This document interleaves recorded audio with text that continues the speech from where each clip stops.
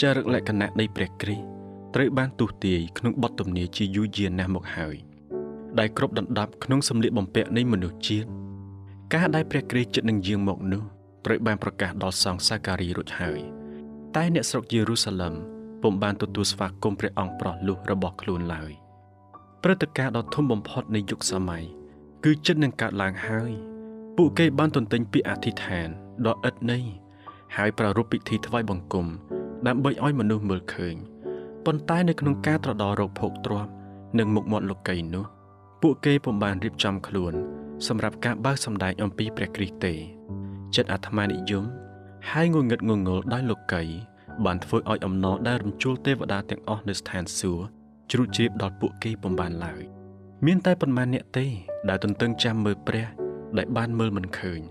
ទូតនៃស្ថានសួគ៌ត្រូវបានបញ្ជូនមកឯអ្នកទាំងនេះឯង